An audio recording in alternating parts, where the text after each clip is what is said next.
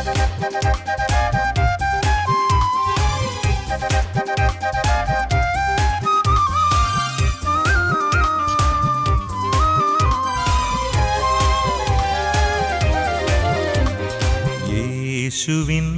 വാഗ്ദാനമേ പാവനാത്മനേ, ജീവൻ നൽകുന്ന ചൈതന്യമേ പരിശുദ്ധാത്മാവേ.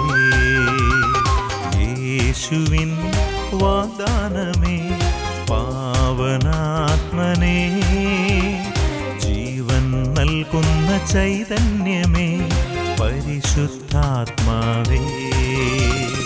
ആത്മാവേ എന്നിൽ നിറയണമേ, ആത്മാവേ എന്നിൽ നിറയണമേ, അഭിഷേകത്തിൻ നിറവായി മാറ്റണമേ, അഭിഷേകത്തിൻ നിറവായി മാറ്റണമേ.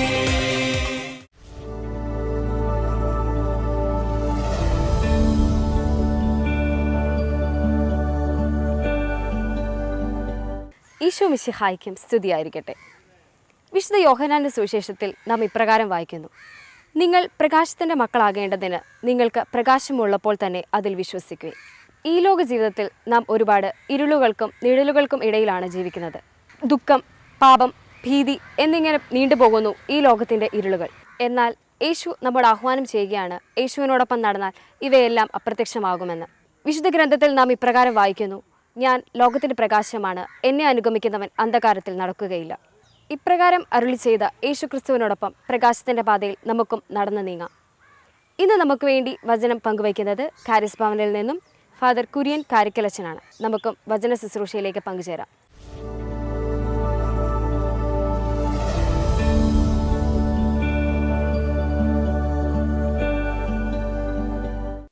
Price the Lord. ഈശോ മിശിഹായ്ക്ക് സ്തുതിയായിരിക്കട്ടെ. ക്ഷമ ഇസ്രായേൽ പ്രോഗ്രാമിൻ്റെ വചന വിരുന്നിലേക്ക് വീണ്ടും നിങ്ങളെ ഹാർദവമായിട്ട് സ്വാഗതം ചെയ്യുന്നു. നമുക്കൊന്നിച്ച് ഏതാനും സമയം ദൈവത്തിൻ്റെ വചനം ധ്യാനിച്ച് നാം എല്ലാവരും യഥാർത്ഥ ശുശ്രൂഷകരായി മാറുവാൻ നമുക്ക് ആഗ്രഹിച്ച് പ്രാർത്ഥിക്കുകയും ചെയ്യാം. പ്രിയപ്പെട്ടവർ, നാം ഇപ്പോൾ നോമ്പ് കാലത്താണ്. പരിശുദ്ധമായൊരു കാലയളവ്, ഒരുപാട് ആത്മീയ നന്മകൾ നമുക്ക് നേടിയെടുക്കാവുന്ന ഒരു കാലയളവ്. ഒത്തിരിയേറെ ശുശ്രൂഷകൾ നടക്കുന്ന ഒരു കാലയളവാണ്. ശുശ്രൂഷകൾ ചെയ്യാൻ നമുക്ക് അവസരം ലഭിക്കുന്ന ഒരു കാലയളവ്. അതുകൊണ്ട് തന്നെ ഏതാനും ചില കാര്യങ്ങൾ ശുശ്രൂഷ ചെയ്യുന്നവർ, ശുശ്രൂഷ ജീവിതം നയിക്കുന്നവർ, ശുശ്രൂഷ ചെയ്യാൻ ആഗ്രഹിക്കുന്ന വ്യക്തികൾ ശ്രദ്ധിക്കേണ്ടതായിട്ടുള്ള ചില കാര്യങ്ങൾ, പ്രത്യേകിച്ചൊരു 7 പ്രധാനപ്പെട്ട കാര്യങ്ങൾ നമ്മളിപ്പോൾ ചിന്തിക്കാൻ പോവുകയാണ്. ഞാൻ ഈയിടെ ഒരു ഡീക്കൻ പട്ടം നടക്കുന്ന സമയം 10-11 പേര് ഡീക്കനായി മാറുന്ന ആ ശുശ്രൂഷ, അഭിവന്യ പിതാവ് ആ ശുശ്രൂഷ പരികർമ്മം ചെയ്യുന്നത് ഞാൻ ശ്രദ്ധിക്കുകയുണ്ടായി. അതിനകത്ത് കൂടുകയും ചെയ്തു. അവിടെ മനസ്സിലാക്കിയ ഒരു കാര്യം ഇതാണ്: നമുക്ക് ചിന്തിക്കാവുന്ന ശുശ്രൂഷകളിൽ പരമോന്നതമായ ശുശ്രൂഷയാണ് വചനപ്രഘോഷണം.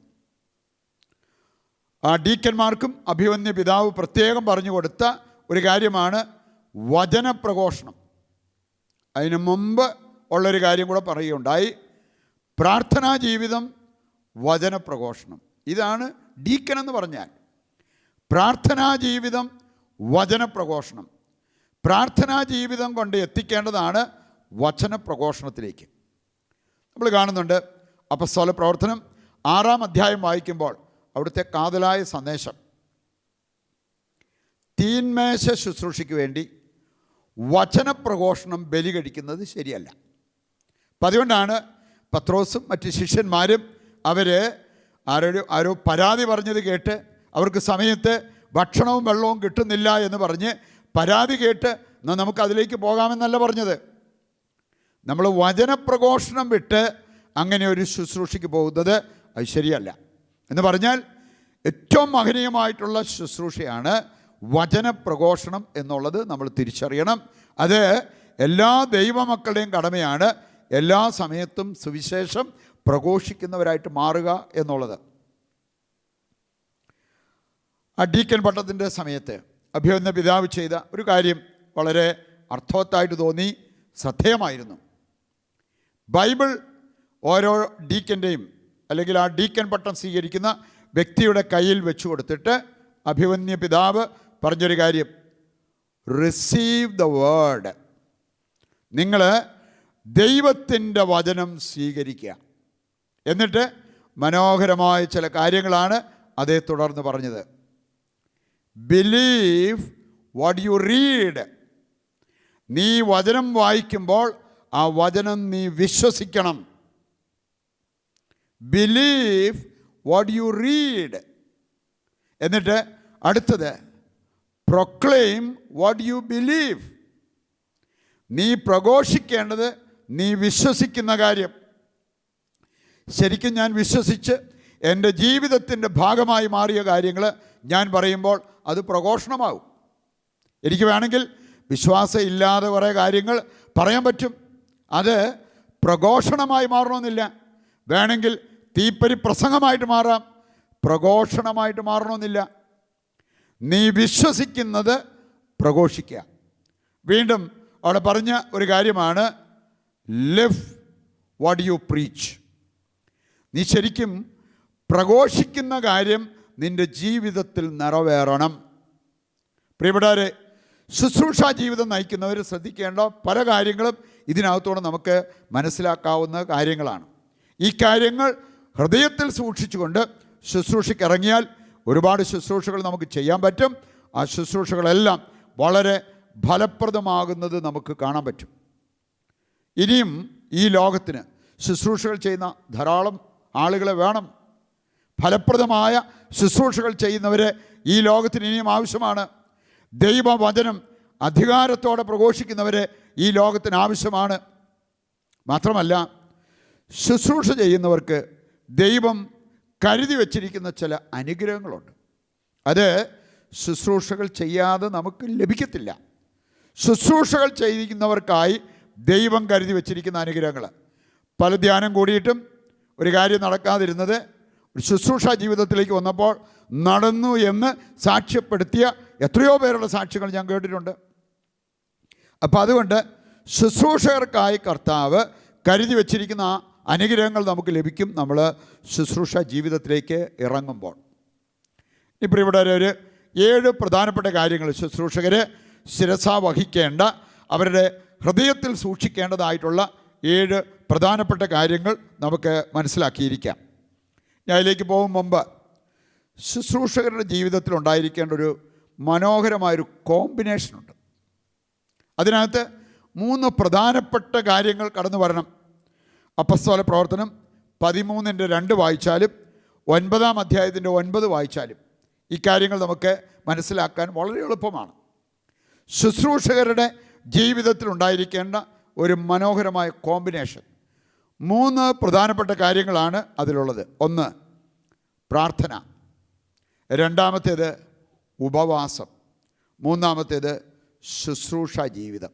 ഈ 3 കാര്യങ്ങൾ ചേർന്നുള്ള ഒരു കോമ്പിനേഷൻ ദൈവമക്കളുടെ ജീവിതത്തിൽ വലിയൊരു അനുഗ്രഹമാണ്. അവർക്ക് അനുഗ്രഹം കിട്ടാനും മറ്റുള്ളവർക്ക് അനുഗ്രഹം പങ്കുവെച്ച് കൊടുക്കാനും ഇതൊരുപാട് സഹായിക്കും. പ്രാർത്ഥന, ഉപവാസം, ശുശ്രൂഷ, ഈ 3 കാര്യങ്ങൾ ഒന്നിച്ചു പോകുന്നത്. ഇത് നമ്മുടെ മനസ്സിൽ വെച്ചുകൊണ്ട് നമുക്ക് 7 പ്രധാനപ്പെട്ട കാര്യങ്ങൾ തിരിച്ചറിയാം. 1-ാമത്തെ കാര്യം, നമ്മുടെ ശുശ്രൂഷ എപ്പോഴും ശിഷ്യത്വത്തിൽ വേരൂന്നിയതായിരിക്കണം. ചുമ്മാ കുറേ കാര്യങ്ങൾ ചെയ്താൽ പോരാ. നമ്മൾ ആദ്യം ദൈവത്തിൻ്റെ യേശുക്രിസ്തുവിൻ്റെ ശിഷ്യരായിട്ട് മാറണം, എന്നിട്ട് ശുശ്രൂഷ ചെയ്യണം. എന്ന് പറഞ്ഞാൽ യേശുവിനെ നമ്മൾ അറിയണം, യേശുവിനെ നമ്മൾ അടുത്ത് അനുഗമിക്കണം. അതിൻ്റെ ഭാഗമായിട്ട് നമ്മൾ ചെയ്യുന്ന ശുശ്രൂഷ അത് അനുഗ്രഹപ്രദമാകും. യോഹന്നാന്റെ സുവിശേഷം 12-ാം അധ്യായത്തിൻ്റെ 26-ാമത്തെ വചനം സൂചിപ്പിക്കുന്നതാണ്. അവിടെ പറഞ്ഞിരിക്കുന്നത്, ശുശ്രൂഷിക്കാൻ ആഗ്രഹിക്കുന്നവൻ എന്നെ അനുഗമിക്കട്ടെ. എന്നെ ശുശ്രൂഷിക്കാൻ അല്ലെങ്കിൽ എൻ്റെ നാമത്തിൽ മറ്റുള്ളവരെ ശുശ്രൂഷിക്കാൻ ആഗ്രഹിക്കുന്നവൻ ആദ്യം എന്നെ അനുഗമിക്കട്ടെ, എൻ്റെ ശിഷ്യനായിട്ട് മാറട്ടെ. നമുക്ക് പ്രാർത്ഥനയും ദൈവവുമായിട്ടുള്ള ഒരു ബന്ധവുമില്ലാതെ ഒരുപാട് കാര്യങ്ങൾ ചെയ്താലും അത് ശുശ്രൂഷയായിട്ട് മാറണമെന്നില്ല. നമ്മളെ ദൈവം വിളിച്ചിരിക്കുന്നത് സോഷ്യൽ വർക്ക് ചെയ്യാനല്ല, ശുശ്രൂഷ ചെയ്യാൻ വേണ്ടിയാണ്. കർത്താവിൻ്റെ നാമത്തിൽ സുവിശേഷ വേല ചെയ്യാൻ വേണ്ടി വിളിക്കപ്പെട്ടവരാണ് നമ്മൾ.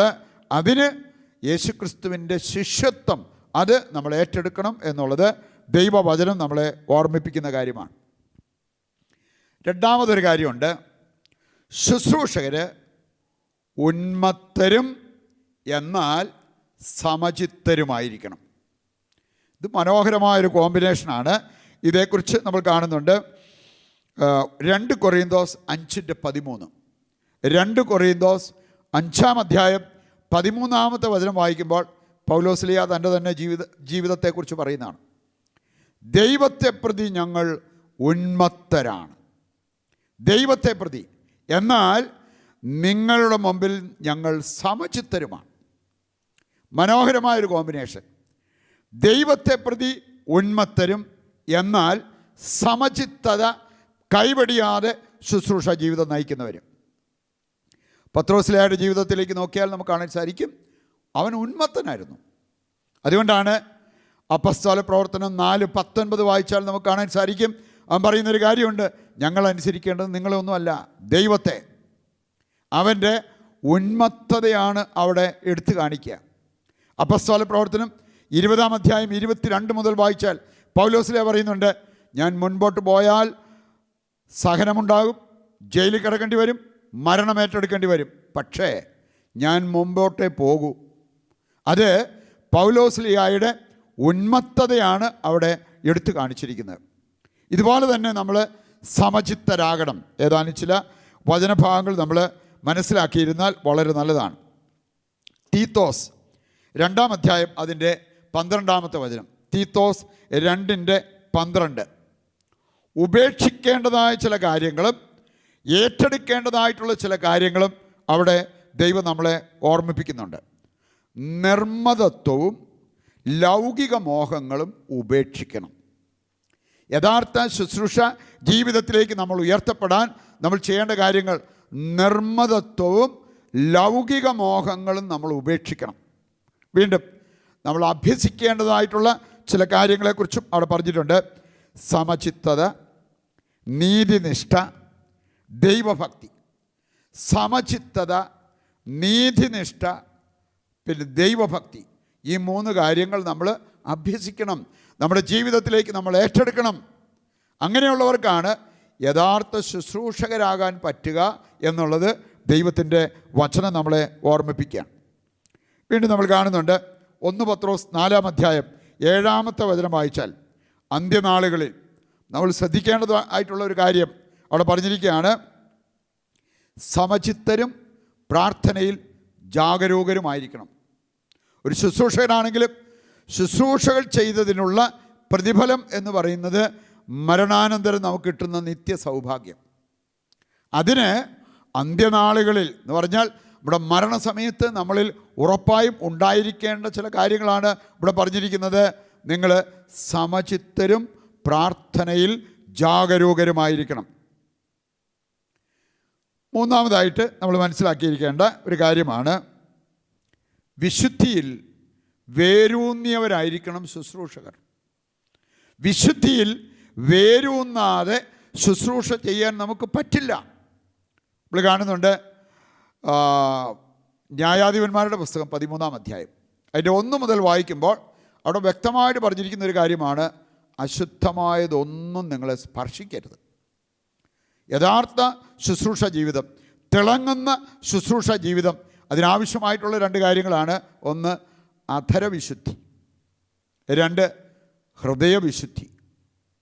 അധരവിശുദ്ധിയെക്കുറിച്ച് സെഫാനിയായുടെ പുസ്തകം 3-ാം അധ്യായം 9-ാമത്തെ വചനം വായിച്ചാൽ നമുക്ക് കാണാൻ സാധിക്കും അധരവിശുദ്ധി. വീണ്ടും അപ്പസ്തോല പ്രവർത്തനം 8-ാം അധ്യായം അതിൻ്റെ 18 മുതൽ വായിക്കുമ്പോൾ നമ്മൾ കാണുന്നുണ്ട് ഹൃദയവിശുദ്ധിയെക്കുറിച്ച് പറഞ്ഞിരിക്കുന്നത്. ഒരു മാന്ത്രികനായ ശിമിയോൻ, അവന് വരദാനങ്ങൾ കിട്ടാൻ ആഗ്രഹിച്ച് പത്രോസിനെ സമീപിക്കുന്ന കാണാൻ സാധിക്കും. അവനോട് അവൻ്റെ മുഖത്ത് നോക്കി പത്രോസ് പറഞ്ഞൊരു കാര്യം, നിൻ്റെ ഹൃദയം ശുദ്ധമല്ല. അപ്പം അതുകൊണ്ട് കർത്താവ് നോക്കുമ്പോൾ നമ്മുടെ ഹൃദയം ശുദ്ധമായിരിക്കണം, നമ്മുടെ അധരങ്ങൾ ശുദ്ധമായിരിക്കണം. അശുദ്ധിയിലേക്ക് നമ്മളെ തള്ളിവിടുന്ന ഒരു കാര്യത്തിലേക്ക് നമ്മൾ പോകരുത്. അത് സംസാരത്തിലാണേലും പെരുമാറ്റത്തിലാണേലും അത് വരരുത് എന്നുള്ളത് ദൈവം നമ്മളെ ഓർമ്മിപ്പിക്കുന്നുണ്ട്. പ്രിയപ്പെട്ടവരെ, ഇന്ന് സാത്താൻ്റെ വലിയൊരു ലക്ഷ്യമാണ് ദൈവമക്കളെ, പ്രത്യേകിച്ച് ശുശ്രൂഷകരുടെ വിശുദ്ധി കവർന്നെടുക്കുക. വിശുദ്ധി കവർന്നെടുക്കുക. ഇന്ന് പ്രായഭേദമന്യേ പലരും അവൻ്റെ ഈ കുടുക്കിൽ അകപ്പെടുന്നുണ്ട്. പല രീതിയിലുള്ള കാര്യങ്ങളിലൂടെ, പോണോഗ്രഫി പോലുള്ള കാര്യങ്ങളിലൂടെ, അശ്ലീലങ്ങളിലൂടെ ഈ വിശുദ്ധി നഷ്ടമായ അവസ്ഥയിൽ കഴിയുന്ന ശുശ്രൂഷകർ പോലുമുണ്ട്. അപ്പം അതുകൊണ്ട് സാത്താൻ്റെ വലിയൊരു ലക്ഷ്യമാണ് ശുശ്രൂഷകരുടെ വിശുദ്ധി കവർന്നെടുക്കുക. അത് നഷ്ടപ്പെടാതിരിക്കാൻ നമ്മൾ അതീവ ശ്രദ്ധാലുക്കളായിരിക്കണം. നാലാമത്തെ കാര്യമാണ് ശുശ്രൂഷകർ സത്യസന്ധരായിരിക്കണം. സത്യസന്ധമായിട്ട് ശുശ്രൂഷ ചെയ്യാൻ നമുക്ക് പറ്റണം. നമ്മൾ കാണുന്നുണ്ട്, പ്രഭാഷകൻ 4:28 വായിച്ചാൽ, മരിക്കേണ്ടി വന്നാൽ പോലും സത്യം കൈവിടരുത്. മരിക്കേണ്ടി വന്നാൽ പോലും. വീണ്ടും 1 കൊറിന്തോസ് അതിൻ്റെ 4-ാം അധ്യായത്തിൻ്റെ 2-ാമത്തെ വചനമെടുത്താൽ, വിശ്വസ്തത വളരെ പ്രധാനപ്പെട്ടതാണ്. കാരണം ശുശ്രൂഷകരായി നമ്മൾ ദൈവത്തിൻ്റെ കാര്യസ്ഥരാണ്. കാര്യസ്ഥൻ വിശ്വസ്തനായിരിക്കണം. അതാണ് പറഞ്ഞിരിക്കുന്നത്. അപ്പം ആ വിശ്വസ്തത കളയുന്ന ഒരു കാര്യത്തിലേക്ക് പോകരുത്. ശുശ്രൂഷ ചെയ്യുകയും ഒപ്പം നുണ പറയാൻ മടി കാണിക്കാതിരിക്കുകയും ചെയ്യുന്നവരുണ്ട്. കള്ളത്തരം, വഞ്ചന, അങ്ങനെയുള്ള കാര്യങ്ങൾ ഒരു വശത്ത്, മറുവശത്ത് ശുശ്രൂഷ ജീവിതം. അങ്ങനെയുള്ളവരല്ല യഥാർത്ഥ ശുശ്രൂഷകർ. മരിക്കേണ്ടി വന്നാൽ പോലും സത്യം കൈവിടരുത്, നുണ പറയരുത്, വഞ്ചന കാണിക്കരുത്, കാപട്യത്തിൽ കഴിയരുത് എന്നുള്ളത് ദൈവത്തിൻ്റെ വചനം നമ്മളെ ഓർമ്മിപ്പിക്കുന്ന കാര്യമാണ്. നമുക്ക് 5-ാമത്തെ പോയിൻ്റ് മനസ്സിലാക്കിയിരിക്കാം. 5-ാമത്തെ കാര്യം ഇതാണ്: എളിമയോടും വിറയലോടും കൂടെ വേണം നമ്മൾ കർത്താവിന് ശുശ്രൂഷ ചെയ്യാൻ. എനിക്ക് തോന്നുന്നത് സാത്താൻ ഒരുക്കുന്ന മറ്റൊരു പ്രധാനപ്പെട്ട ട്രാപ്പാണ് ഈ ശുശ്രൂഷകരുടെ എളിമ കവർന്നെടുക്കുക. എങ്ങനെയെങ്കിലും അവരെ അഹങ്കാരത്തിലേക്കൊന്ന് തള്ളിവിടാൻ പറ്റിയാൽ സാത്താൻ വിജയിച്ചു. അവന് പുളകം കൊള്ളാൻ പറ്റും. നമ്മൾ കാണുന്നുണ്ട്, പ്രഭാഷകൻ 3:18 വായിച്ചാൽ അവിടെ പറഞ്ഞിരിക്കുന്നത്, നീ എത്ര ഉന്നതനാണെങ്കിലും, നീ എത്ര നല്ല ശുശ്രൂഷകനാണെങ്കിലും, നീ എത്ര ഇഫക്റ്റീവായിട്ടുള്ള ശുശ്രൂഷകനാണെങ്കിലും എളിമ നഷ്ടപ്പെടുത്താതിരിക്കാൻ ശ്രദ്ധിക്കണം. അഹങ്കാരത്തിലേക്ക് പോകാതിരിക്കാൻ ശ്രദ്ധിക്കണം. പൗലോസ്ലീഹായും പറഞ്ഞു, ഞാൻ വചനം പ്രഘോഷിക്കുന്നെങ്കിൽ, ഞാൻ ശുശ്രൂഷ ചെയ്യുന്നെങ്കിൽ അഹങ്കരിക്കാൻ എനിക്ക് വകയില്ല. ഞാൻ എൻ്റെ കടമ നിറവേറ്റുന്ന ഒരു വ്യക്തിയാണ് എന്നാണ് പറഞ്ഞത്. ആ ഒരു ചുവട് പിടിച്ചുകൊണ്ട് വേണം എല്ലാ ശുശ്രൂഷകരും അവരുടെ ശുശ്രൂഷ ജീവിതത്തിൽ മുമ്പോട്ട് പോകാൻ. 6-ാമത്തെ കാര്യം, ശുശ്രൂഷകൻ സഹനങ്ങൾ പ്രതീക്ഷിക്കണം. സഹനങ്ങളില്ലാത്ത ശുശ്രൂഷ ജീവിതം പ്രതീക്ഷിച്ചാൽ അധികം താമസിയാതെ നമ്മുടെ മുഖം വാടും. കാരണം 2 തീമോത്തി 4:5 വായിച്ചാൽ, കഷ്ടതകൾ സഹിച്ച് ശുശ്രൂഷ ചെയ്യണം. സുവിശേഷത്തിൻ്റെ വേല ചെയ്യുന്നവർ കഷ്ടതകൾ സഹിക്കാൻ തയ്യാറാകണം. 3:12 വായിച്ചാൽ അവിടെ പറഞ്ഞിട്ടുണ്ട്, നീ ശുശ്രൂഷകനാണെങ്കിൽ ഉറപ്പായിട്ടും നീ പീഡിപ്പിക്കപ്പെടും. 1 പത്രോസ് 4-ാം അധ്യായം 12 മുതൽ 16 വരെ വായിച്ചാൽ, കർത്താവിന് ശുശ്രൂഷ ചെയ്യുന്നവർക്ക് സഹനം വരുമ്പോൾ അവർ മുഖം പാടുമല്ല ചെയ്യേണ്ടത്, പ്രതികരിക്കുകയല്ല ചെയ്യേണ്ടത്, അവരതിൽ അഭിമാനിക്കണം. ഇനി 7-ാമത്തെ കാര്യം അവസാനമായിട്ട് നമുക്ക് കാണാവുന്നത്, ശുശ്രൂഷ ചെയ്യുമ്പോൾ നമ്മൾ ആനന്ദത്തോടെ ശുശ്രൂഷ ചെയ്യണം. സന്തോഷമില്ലാതെ എത്രമാത്രം നമ്മൾ സഹിച്ചാലും ഫലമില്ല. സന്തോഷമില്ലാതെ രാവും പകലും നമ്മൾ ശുശ്രൂഷ ചെയ്താലും അതുകൊണ്ട് ഫലം ഉണ്ടാകില്ല. നമ്മൾ സങ്കീർത്തനം 100 2-ാമത്തെ വചനത്തിൻ്റെ സന്ദേശം അതാണ്. വീണ്ടും മത്തായിയുടെ സുവിശേഷം 5:15 വായിച്ചാൽ, നമ്മൾ മനസ്സിൽ പോലും വിചാരിക്കാത്ത, മനസ്സറിയാത്ത കാര്യങ്ങൾ നമ്മുടെ നേരെ ആരോപിച്ച് നമ്മളെ കുറ്റപ്പെടുത്തിയാലും ആനന്ദിച്ച് ആഹ്ലാദിച്ച് ശുശ്രൂഷ ചെയ്യണം. അങ്ങനെയുള്ളവരുടെ പ്രതിഫലം വലുതായിരിക്കും. ഇതാണ് ശരിക്കുള്ള ആത്മീയ വളർച്ച, ഇതാണ് ശരിക്കുള്ള ശുശ്രൂഷ ജീവിതം. അതിലേക്ക് നമ്മെ നയിക്കണമെന്ന് ദിവ്യകാരുണ്യനാഥൻ്റെ മുമ്പിലിരുന്ന് നമുക്കിനി പ്രാർത്ഥിക്കാം. ആരാധന ആരാധന ആരാധന ആരാധന ആരാധന ആരാധന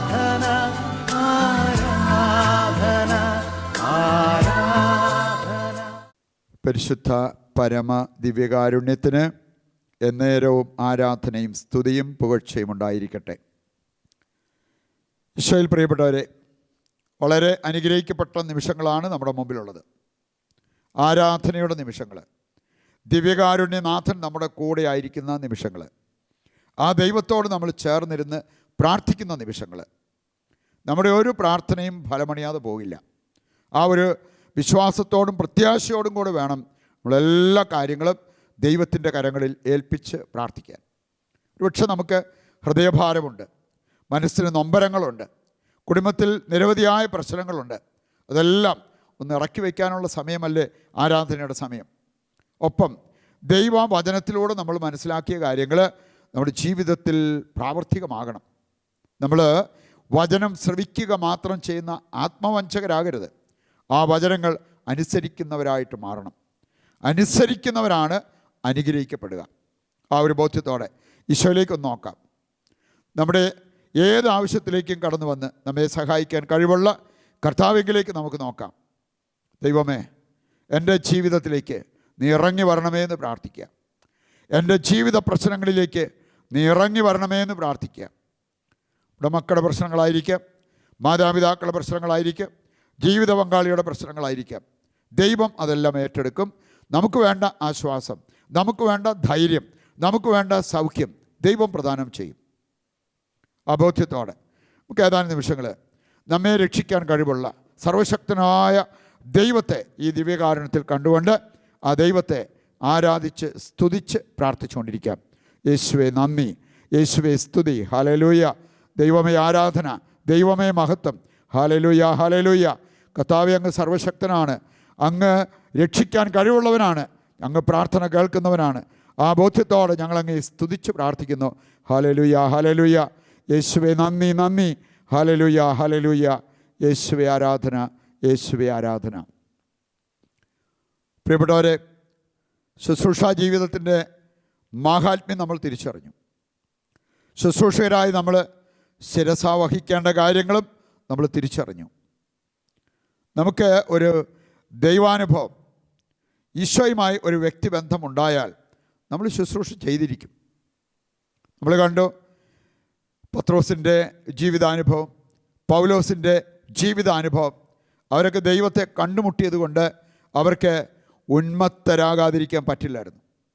ആത്മീയ ഉന്മത്തതയിൽ ശുശ്രൂഷകൾ ചെയ്തവരാണ്. ജീവൻ പണയം വെച്ചുകൊണ്ട് പോലും കർത്താവിന് വേണ്ടി ശുശ്രൂഷ ചെയ്തവരും കർത്താവിന് വേണ്ടി ഇറങ്ങിത്തിരിച്ചവരുമാണ് അവരൊക്കെ.